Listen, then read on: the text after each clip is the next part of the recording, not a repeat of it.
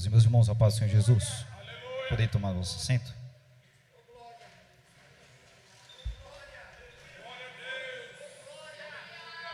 Evangelho de Jesus Cristo, segundo escreveu João, capítulo de número 21. Evangelho segundo escreveu João, capítulo de número 21. Eu quero agradecer aos meus pastores. Deus abençoe o pastor Flávio por essa liberdade, em nome de Jesus, mais uma vez. Pastor Roberto, pastor Paloma, muito obrigado pela liberdade, pelo convite e pela confiança em nossas vidas nessa noite.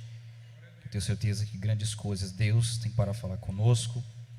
Eu tenho certeza que, assim como eu, você também veio ardente para ouvir Deus falar conosco nessa noite, de uma maneira muito conjunta, muito especial, muito particular. Evangelho segundo João, capítulo de número 21. Como tema que nossos pastores, através do Espírito Santo, colocaram, que nós estamos tendo nessa noite, por mais uma vez, por privilégio e misericórdia, um encontro com Deus. E assim o Senhor colocou no meu coração esse texto, e criamos que Ele tem uma palavra para nós em nome de Jesus. Depois disso, manifestou-se Jesus outra vez aos discípulos, junto ao mar de Tiberíades, e manifestou-se assim: estavam juntos Simão Pedro, e também chamado Dídimo, e Natanael, que era de Caná da Galileia, e os filhos de Zebedeu, e os outros dois dos seus discípulos. Disse-lhe Simão Pedro: vou pescar. Disseram-lhe eles: também nós vamos contigo. Foram, e subiram logo para o barco, e naquela noite nada apanharam. E sendo já amanhã, Jesus se apresentou na praia. Para os discípulos não conheceram, mas os discípulos não conheceram que era Jesus. Disse-lhe, pois, Jesus: filhos. Disse-lhe, pois, Jesus: filhos. Disse-lhe, pois, Jesus: filhos. Tendes alguma coisa de comer? Responderam-lhe: não. E lhes disse: lançai a rede à direita do barco, e achareis. Lançaram-lhe, pois, e já não podiam tirar pela multidão de peixes. Então aquele discípulo a quem Jesus amava disse a Pedro: é o Senhor.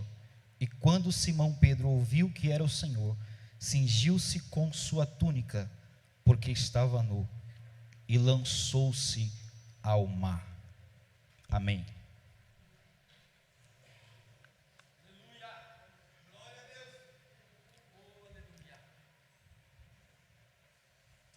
O Senhor, Ele tem vários modos e muitas particularidades de se encontrar com o seu filho ou com sua filha. Quando nós ouvimos a palavra encontro, nós, a maioria das vezes, nunca lembramos de algo negativo. Quem aqui quis ou marcou o encontro para receber um não? Quem aqui, de alguma maneira ou algum dia, marcou o encontro com alguém, ou alguém marcou o encontro com você, e você teve a expectativa de um encontro negativo? Deus, Ele sempre quis se encontrar com o homem. Deus, Ele sempre quis ter intimidade com o homem. Deus, Ele sempre, de uma maneira ou de outra, Ele tentava mudar a rota do caminho para que o homem se encontrasse com Ele. Desde o início de todas as coisas, sabemos como foi quando o Senhor cria o homem e a mulher. O prazer e a alegria de Deus era se encontrar no particular com o homem no jardim. A alegria de Deus era ter uma particularidade com o homem no Éden. A forma que Deus demonstrava que o que Ele tinha feito era bom, era se encontrar com o homem no jardim. a maneira que Deus se mostra dizendo: eu criei e é perfeito, não tem mácula, não tem erro, foi a partir das minhas mãos e do sopro do meu espírito. Eu não vou dar para ele a oportunidade apenas que ele coloque apenas os nomes nos animais e em todas as coisas, não. Eu não vou fazer a relva do campo para que ele possa sentir também a minha presença, não. Eu não vou apenas colocar muitas árvores que têm todos os frutos que é bom para comer e que é bom para a sua vida, tanto para o crescimento quanto para a sua saúde, para mostrar e demonstrar o meu amor, não.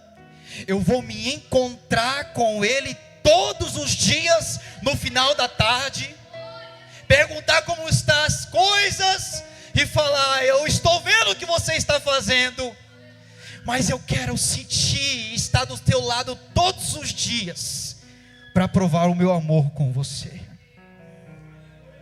Deus, ele sempre quis, Fabiano, particularidade com nós.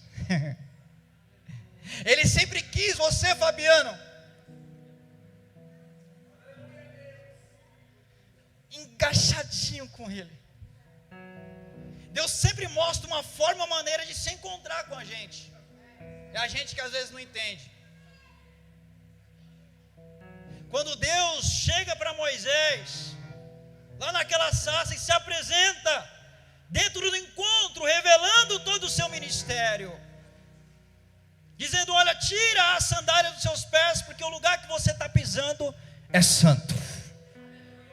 Mostrando para a gente que encontrar com Deus não é se encontrar de qualquer jeito.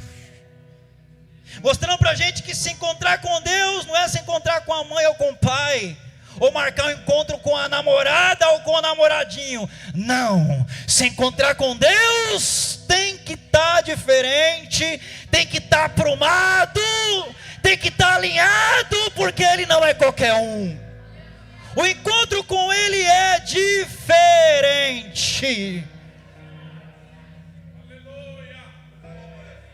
Jacó tem um encontro com seu pai no quarto, achando que seria qualquer encontro, irmã Vanduza. Vou receber dele agora a minha particularidade em toda a herança. Ele se camufla, tenta enganar o pai, e quando o pai descobre, fala: você não pode mais ficar dentro de casa, toca teu caminho. Mas no meio do caminho, não é ele que marca o encontro com Deus. É Deus quem marca o encontro com Jacó. E a Bíblia diz que ele não tem ouro, não tem prata, mal veste, está vestido, apenas tem uma pedra para deitar. Mas Deus se revela para ele e pergunta: quem é você? Qual é o teu nome? Porque Deus, quando se apresenta no encontro, Ele quer saber a verdade do teu coração. Quando Deus quer um encontro comigo e com você, Ele não quer mentiras. Ele quer que você abra e quebrante o seu coração. Você mente para o pai, mente para a mãe, mente para o patrão, mente para a esposa, mente para o filho, mas diante da presença daquele que é grande, olha e vê, e sonda todas as coisas no íntimo do teu coração, não tem como se esconder dele e falar mentiras. Meu nome é Jacó, enganador. Não pense que muitas vezes o encontro com Ele, você vai sair de qualquer jeito ou de qualquer maneira. Quando você olha os evangelhos, os profetas, todos os encontros que o Senhor teve com eles, causou algo diferente neles, seja positivo ou seja negativo. E na maioria das vezes, causam algo que talvez pelo nome nos assusta, chamado um trauma. Todo homem que se encontra com Deus, ou Deus tem um encontro com ele, quando ele sai da presença, ele sai com trauma. Me explica isso, irmão Bruno. Isaías, ele está diante de um conforto dentro do palácio. Isaías é profeta, a sua esposa, obrigado, pastor, é profetisa e seus filhos têm nomes proféticos. Ele está guardado dentro do palácio, dentro do seu conforto. Alguns historiadores falavam que ele tinha a liberdade de profetizar sem que ninguém tocasse nele. Isaías era visto como um homem louco, quando muitas vezes nu do deserto pregoava as palavras e as profecias do Senhor. Só que chega um tempo em que o rei do palácio morre, e agora a liberdade ou o conforto, ele pode ter chegado ao fim. E a Bíblia diz então que Deus marca um encontro com Isaías. E agora, de vez Isaías falar, é Deus quem fala com ele, se apresenta com ele. E a primeira reação de Isaías, com o confronto e o encontro com Deus, é reconhecer que quem está diante dele é maior e mais poderoso que ele. Que quem está diante dos olhos dele é poderoso e está acima de todos os tronos. E reconhece que ele não é digno de estar na presença daquele que está à sua frente. A primeira característica, quando estamos diante do encontro com Deus, é reconhecer que não somos dignos de estar neste encontro. Mas por amor e misericórdia, Ele ainda marca encontro conosco. Se eu fosse destrinchar todos os encontros que Deus teve com os homens e mulheres na terra, nós passaríamos a noite aqui. Mas eu quero ser enfático, não quero ser enfático e quero ter a liberdade de terminar o texto dentro do horário. Por que eu escolhi a vida de Pedro, ou o contexto de Pedro, para falarmos a respeito do encontro com Deus? A primeira coisa que me remete quando eu penso em encontro com Deus, foi na minha conversão. Quando eu ainda estava na casa de meus pais, Pastor Flávio, eu nunca fui um rapaz de beber ou de bagunças, nunca fui de ter más amizades. Isso aprendo com a criação de meu pai e de minha mãe. E com toda essa educação e com todas essas coisas, eu ainda não era cristão. Tive uma criação, posso lhe dizer, praticamente 100% perfeita, de exemplo de pai e de mãe, me relembrando o que a sua filha disse. Eu tive essa paternidade, eu tive essa liberdade e esse exemplo dentro da minha casa. Mas com tudo isso, eu não tinha Cristo.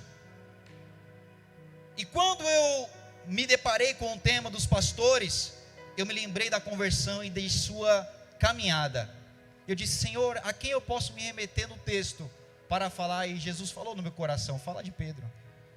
Por que de Pedro? O Senhor, quando Ele marca particulares, Ele não olha de onde você é, como você se veste, onde você mora, ou de que você é filho, se você tem uma alta patente na sociedade, ou se você é um mero tribulante da terra. Deus, Ele não se remete ao encontro conosco, ou à sua chamada, pelas nossas forças, ou pelas nossas literaturas e faculdades da terra, não. Deus, Ele não olha para nós por aquilo que somos, ou por aquilo que temos, mas sim por aquilo que Ele já vê lá na frente, que será transformado pelo poder do Espírito Santo. Deus não olha para nós como a nossa força do nosso braço, ou que pelo bom coração que nós temos, não. É pela misericórdia e graça dEle, que Ele nos chama para uma grande jornada. Quando Deus se encontra com Pedro, nós sabemos o contexto. E o início eu posso colocar que a primeira fase é o encontro principal. Quem aqui já viveu aquele verdadeiro, único e precioso e começo o amor com Cristo Jesus? Tenta lembrar na memória aí, lembra? Tenta lembrar que uma hora dessa no culto você estaria agoniado e agoniada, porque você não aguentava de tanta alegria, de tanto gozo no seu coração, porque você estava sentindo uma coisa nova, algo que você nunca tinha sentido, uma alegria que ela não é passageira, mas ela vem e finca dentro do seu coração, transbordando você de alegria, onde dá vontade de pular, dá vontade de gritar, a vontade de rir, de levantar a mão, de não ficar parado. É o primeiro amor. Pedro está num contexto negativo, é um grande homem, um grande empresário. A Bíblia diz que nessa noite então ele não pesca nada. O Senhor, a Bíblia vai dizer então que quando ele está tirando as redes para guardá-las, dentro de uma motivação negativa, dentro de uma frustração, Jesus está vindo, junto com uma multidão, e pede licença e fala: eu posso subir no seu barco? Eu posso entrar no teu barco? E a Bíblia diz que Jesus pega o barco e fala: afasta um pouquinho da multidão, porque Jesus nunca vai ter um encontro com você no meio da multidão, não. A igreja pode estar lotada, mas o particular dele é com você. O congresso pode estar fumegando, mas o encontro que ele tem particular é com você. Ele afasta o barco, usa o barco como o seu púlpito, as águas como um grande microfone, e começa a pregar os seus ensinamentos. E olha para Pedro e fala: Pedro, joga a rede do outro lado.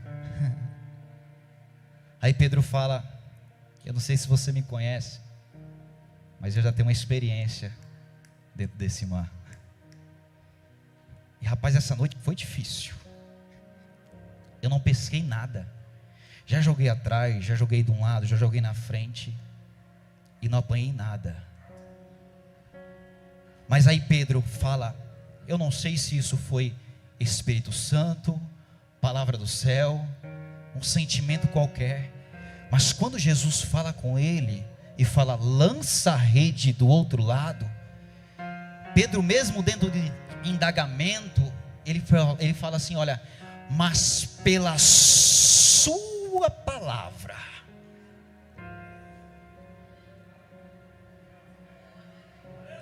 Eu tenho experiência.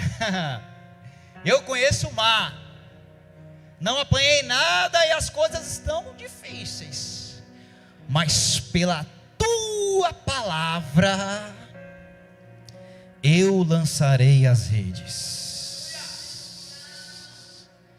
E quando Pedro lança as redes, ele mal consegue puxar a rede. Jesus tinha acabado de fazer uma maravilha, acabado de fazer um milagre, acabado de dizer: a sua experiência não conta nada comigo no barco, a tua trajetória não conta nada quando eu entro no barco, você não é ninguém antes de eu entrar dentro do encontro com você. Você é sim, você se sente empresário, um grande homem, um grande homem, mas hoje eu te digo que se eu não estiver dentro do barco do encontro com você, você não é ninguém, você não é nada. Jesus hoje chega para nós e fala: por essa palavra, por essa pequena palavra, por essa palavra lançada desse altar na tua boca, no teu coração, acredite que o Senhor está dizendo: por essa palavra, as coisas que estavam impossíveis vão ser possíveis aos seus olhos a partir de hoje. Aquilo que não ia dar, agora vai dar. Aquilo que estava fechado, agora vai abrir. Porque assim como Pedro, você está falando: não está difícil, não estou conseguindo, mas pela tua palavra eu vou acreditar nessa noite que o Senhor tem providência para a minha vida e para a minha casa.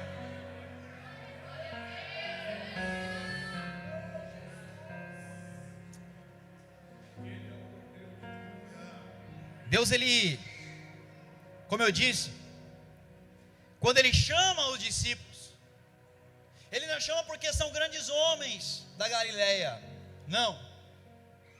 Ele chama de uma maneira que nenhum empreendedor da época poderia chamar.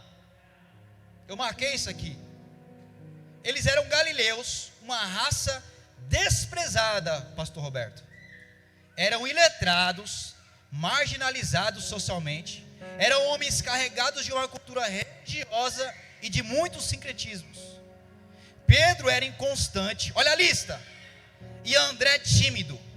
Tiago e João eram conhecidos como filhos do trovão, homens explosivos. Felipe era cético e Bartolomeu preconceituoso. Tomé era incrédulo e Mateus comprometido com o esquema de arrecadação abusiva dos impostos. Tiago, filho de Alfeu, e Judas eram tão tímidos que seus nomes não figuraram em nenhum episódio relevante da Bíblia. Judas Iscariotes nós já conhecemos, o tesoureiro do grupo, era filho da perdição e o homem que traiu Jesus por míseras 30 moedas. Jesus não chama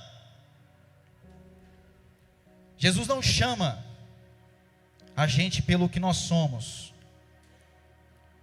mas sim por aquilo que nós venhamos a ser na sua presença.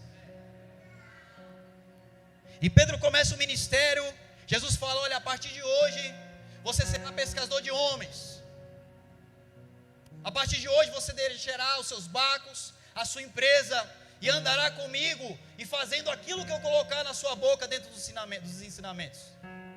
A Bíblia diz então que o ministério de Pedro começa com o encontro com Jesus, o primeiro amor, a conversão.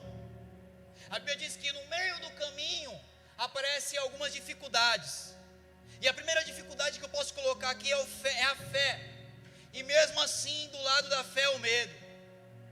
Hernandes Dias Lopes, um grande escritor da nossa época, em um dos seus livros, da sua obra sobre Pedro, ele fala que Pedro, o seu sangue, o seu DNA, o coração que pulsava no coração de Pedro, no peito de Pedro, pulsa em nosso peito. Que o sangue que passava nas veias de Pedro passa em nossas veias, traduzindo e trazendo à memória a fé daquele grande homem e ao mesmo tempo o seu medo. Jesus faz um grande milagre. Jesus, ele multiplica pães e peixes, dispensa os discípulos e fala: vai, entra no barco para o outro lado, e depois eu vou me encontrar com vocês. Agora eu vou despedir a multidão. A Bíblia diz então que no meio do caminho há uma grande tempestade, um grande vento, e que aqueles homens, acreditando e conhecendo o mar, a Bíblia vai dizer que o mar e o vento eram tão forte que eles não conseguiram se segurar e sentiram medo. E o barco balançava para um lado, balançava para o outro, e eles temeram. E diz que no mesmo momento um faixo de luz sai do céu e entra em pé dentro do mar. E eles olham aquela luz resplandecente e temem, achando que é um fantasma. E Jesus fala: não temam, sou eu, mestre. Eu vim para acalmar a tempestade e esse vento dentro do barco de vocês. E Pedro sempre se colocando à frente com uma fé inabalável: Senhor, deixe que eu vá até o Senhor, deixe que eu ande sobre o mar, e mostre para esses que realmente é o Senhor que está aí. Jesus no mesmo momento fala: vem Pedro, anda, vem até mim. A Bíblia diz que no mesmo momento ele sai do barco com uma fé forte e poderosa, como de um alto monte, e começa a caminhar. A Bíblia diz que Pedro está sobre o mar, caminhando com uma fé robusta e forte, olhando fito para Jesus. Mas quando ele discerne e olha para o lado e olha o vento, olha para o lado e olha o mar revolto, a Bíblia diz que ele começa a afundar. E que no mesmo momento ele clama e fala: mestre, não deixe que eu venha afundar neste mar. A Bíblia diz que Jesus no mesmo momento pega a sua mão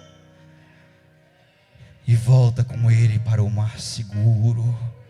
E diz: homem de pequena fé, porque não acreditou que podia ir até o final. Pedro oscila dentro de uma fé robusta para uma descrença caída. Nós somos como Pedro, que andamos de glória em glória, de alegria em alegria, mas em meio ao mar revolto, em meio ao vento, nós esquecemos de olhando para o lado. Esquecemos de olhando para o vento, para o mar revolto, para as tribulações da vida. Mas o Senhor está nos ensinando hoje para continuar olhando para o alvo. Ele tem providência para nós em meio às tempestades. Ele te espera do outro lado.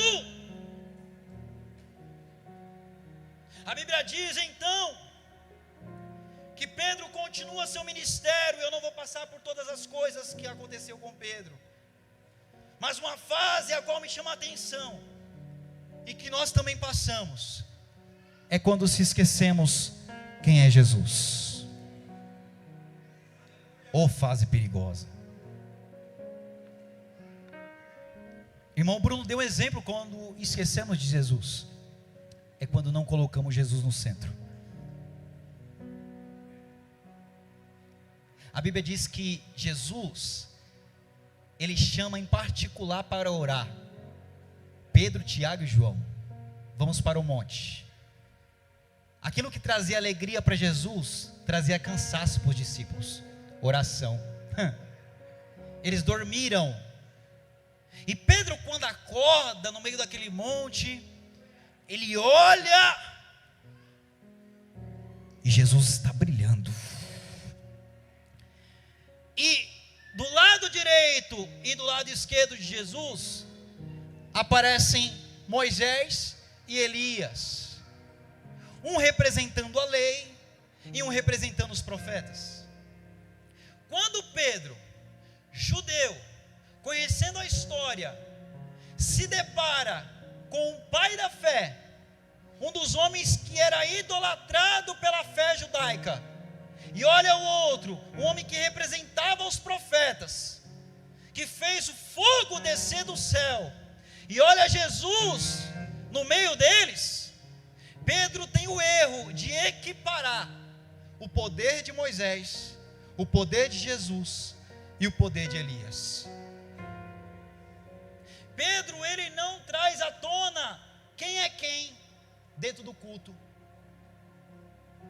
porque quando a gente está na emoção do culto, sabe aquele dia, sexta, sábado e domingo, aquela festa que os crentes gostam na Assembleia de Deus, chamado congresso, que a gente se alegra de uma maneira, pastor, eu acho que se um dia marcar o congresso uma segunda-feira, a igreja vai lotar. Se marcar o congresso, pastor Paulo, numa terça-feira, o dia em cima está vazio, né? Vai estar lotada. Por quê? Porque é congresso. A centralidade não está em Jesus. E eu falo isso com muito temor, tremendo por dentro. Porque do mesmo jeito que eu falo, eu trago para mim. A alegria no congresso é diferente. O culto é diferente quando eu estou pregando, ou quando um grande homem do Instagram está pegando aqui em cima. Porque a centralidade não está para quem é o culto, mas para quem está dando o culto. Não discerne quem é quem. Na fé cristã a gente começa com um grande ímpeto, como um exame de cardiologia, a gente desce, sobe, desce, sobe, desce, sobe, mas nunca podemos descer direto nessa fase, que é esquecer quem é Jesus. Discernir quem é Ele. E quem é Jesus, irmão Bruno? A centralidade do culto. O culto pode ter 10 ou pode ter 1000. Pode ter alma salva ou não pode ter alma salva. Pode ter músico ou pode não ter músico. Pode ter boa oratória, ou irmãzinha falando Jesus é bom e o diabo não presta. Mas se Jesus está na centralidade do teu culto, se Ele está na centralidade no culto, e você está falando, eu vim adorar aquele que é o centro de todas as coisas, eu vim bendizer o nome daquele que é nome sobre todo nome, eu vim dar o culto para aquele que é bendito, que é adorado, que o seu nome permeia desde o início da história, que a Bíblia diz que Ele é o começo, é o meio e é o fim de todas as coisas. É para Ele que eu vim adorar, é para Ele que eu vim bendizer o nome, é para Ele que eu entrego o culto. A centralidade do culto é Jesus.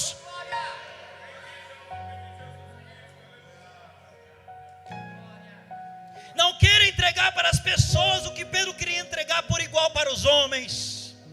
Entregue para Deus a particularidade do teu culto. Deus não merece o que o teu marido merece. Deus não merece o que a tua mulher merece. Não, Deus merece a particularidade da centralidade da tua adoração. Não se esqueça quem é Jesus na caminhada do encontro. Não se esqueça. A Bíblia diz que Jesus continua o seu ministério. E eu quero partir para o final. Me deram 10 minutos a mais.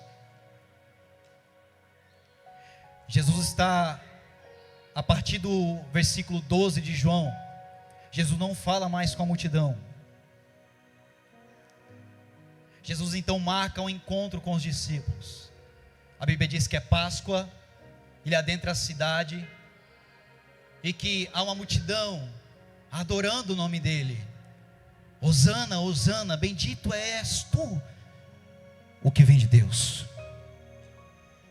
Jesus se vira para o monte Moriá, chora pelas coisas que iriam acontecer, e por tudo que já tinha acontecido, por todos os homens de Deus que tinham morrido por aquela cidade, e que ainda seriam cativos e amedrontados por Roma.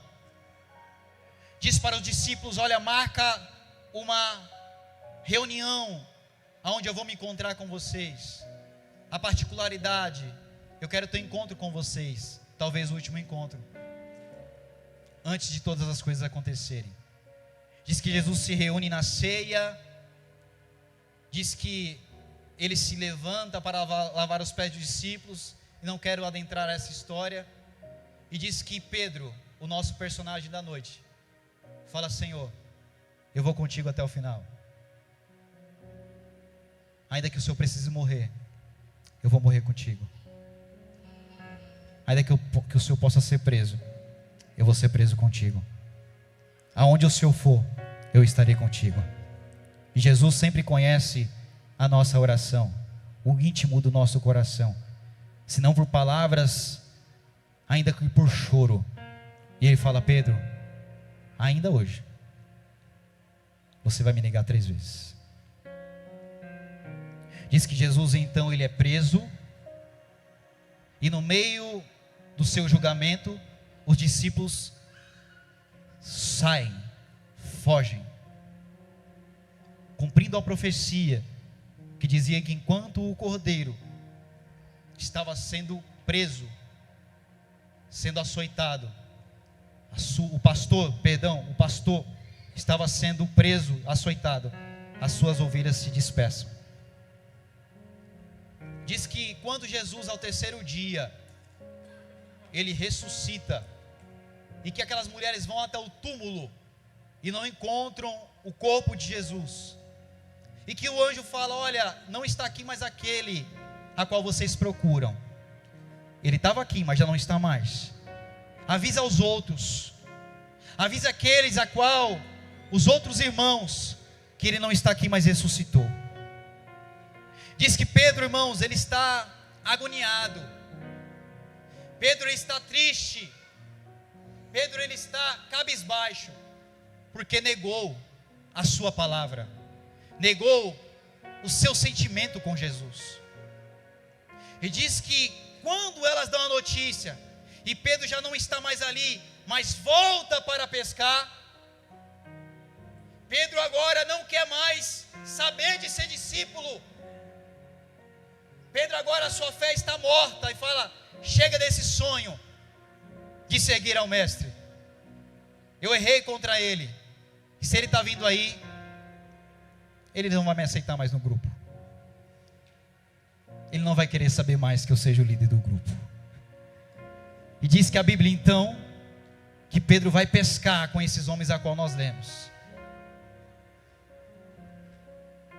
E diz que quando Pedro ele vai até o mar e carrega alguns discípulos, diz que Jesus está na ponta da terra, de longe, observando. Me perdoa, pastores, a hora está correndo muito rápido e eu tenho que adiantar. Diz que Jesus de longe,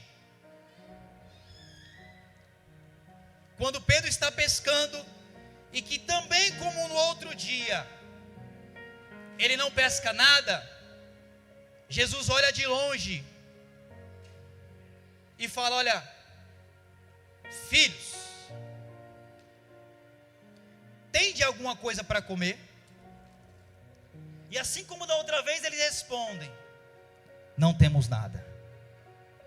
E assim como a outra vez ele disse: olha, lançai a rede à direita do barco e achareis.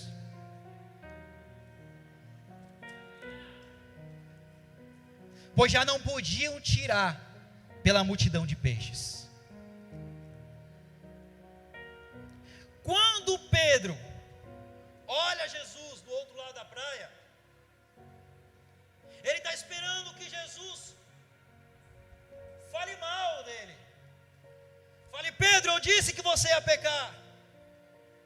Pedro, você errou em suas palavras, vergonhou o meu evangelho. Mas quando Jesus olha para Pedro e fala, e os discípulos que tinham errado, que tinham fugido, ele diz: filhos. Ele diz: filhos. Porque a gente acha que no meio da caminhada a gente perdeu a paternidade. Fica de pé em nome de Jesus. Eu queria estar no congresso hoje para ter uma hora para pregar.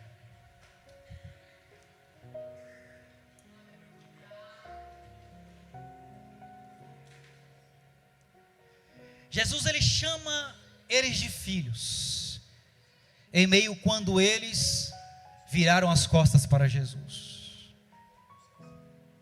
A mensagem que eu quero deixar essa noite para nós, dentro do encontro com Deus, e das várias fases que passamos pela vida cristã, é que Jesus não deixa de ser Jesus, quando nós deixamos de ser filhos. Que no meio da sua caminhada cristã, você vai ter muitas caídas, muitas baixas, muitas perdas, mas Jesus vai continuar sendo o mesmo para você. Jesus não vai olhar aquilo que você deixou de fazer, aquilo que você errou na caminhada, não. Ele se preocupa sim com a sua conduta, mas Ele nunca deixa de ser Jesus para você e para mim. Jesus quer lembrar eu e você hoje, que você pode errar,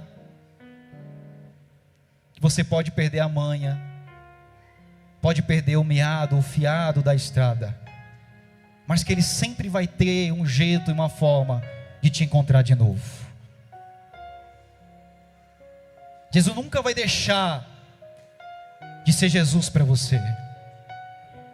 O Pai nunca vai deixar, assim como aquele filho pródigo, tinha ido embora, voltou arrependido, e nem precisou chegar até a porta. Diz que de longe, o pai estava esperando a sua volta. Eu sei que a mensagem foi corrida, mas eu quero te perguntar nessa noite, se você perdeu a data ou a hora do encontro com o Pai, ainda dá tempo. O relógio está falando para eu parar, mas o tempo dele é infinito. Mas ele está falando: hoje eu marquei um encontro com você. E talvez você se sinta indigna de estar aqui nessa noite, mas o Espírito Santo fala ao meu coração e ao teu coração nessa noite: eu marquei um encontro com você, independente da maneira que você está, independente da maneira que você chegou. Deus está aqui nessa noite para restaurar intimidade e encontros com você. Ainda que você esteja como aquele primeiro homem que se escondia, não adianta se esconder dele, meu irmão. Não adianta se esconder dele, minha irmã. Ele vê todas as coisas. E eu te faço um convite nessa noite. Quer voltar até o encontro com Ele? Quer novamente ter a alegria de saber que Ele não deixou você de lado?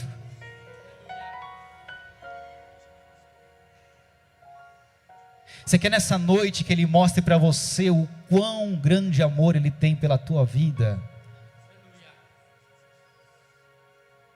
Será que você pode quebrantar o teu coração, deixar a vergonha de lado e pensar que um dia Ele deixou a tua caminhada para trás e deixar Ele trabalhar na tua vida hoje e falar: eu não esqueci de você, filha, eu não esqueci de você, filho, eu sou o mesmo que te chamou lá no barco, eu sou o mesmo que quando você me negou, eu te repreendi, mas não deixei você de lado. Eu sou o mesmo que quando você não reconheceu a minha centralidade, eu repreendi, mas não desisti de você.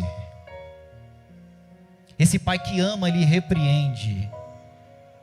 Esse pai que ama, ele corrige. Mas esse pai que ama, ele também te dá uma nova oportunidade.